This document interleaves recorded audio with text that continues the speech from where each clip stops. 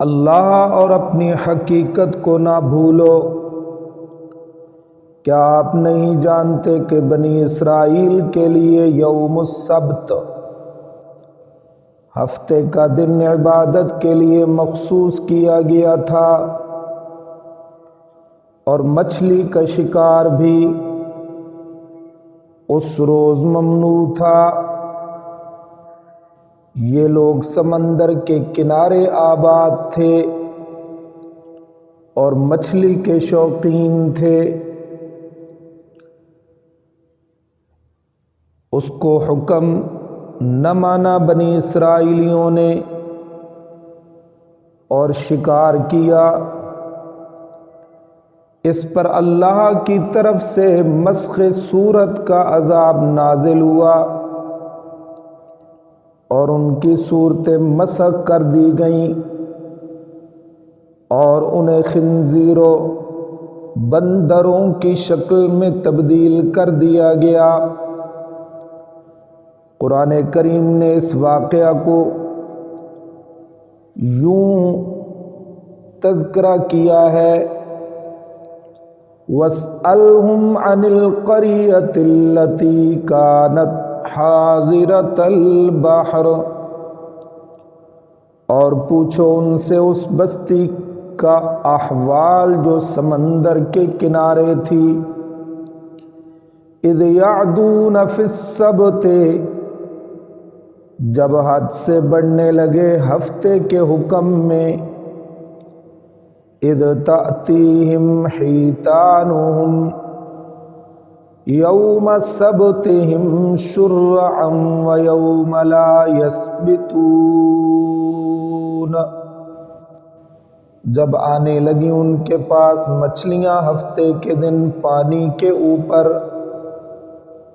اور ہفتے کے علاوہ نہ آتیں، وَيَوْمَ لَا يَسْبِتُونَ لَا تَأْتِيهِمْ، اور ہفتے کے دن نہ آتی ان کے پاس مچھلیاں۔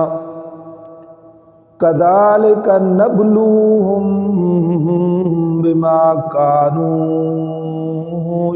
يَفْسُقُونَ، یوں ہم نے آزمایا ان کو اس لیے کہ وہ فاسق تھے،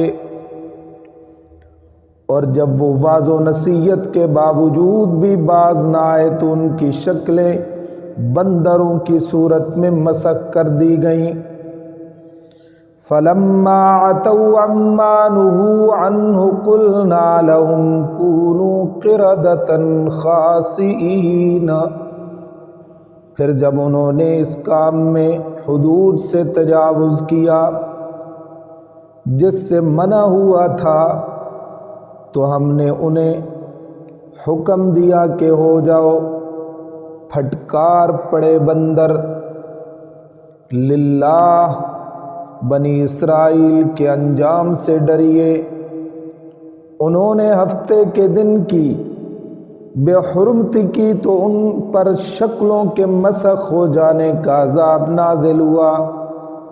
ہم جمعے کے دن کی بے حرمتی کا ارتکاب کر رہے ہیں، کہیں ہم پر اللہ کی پھٹکار نہ پڑ جائے۔ پھر یہ بھی دیکھیے کہ اللہ نے ہمارے لیے کتنی آسانی پیدا فرما دی۔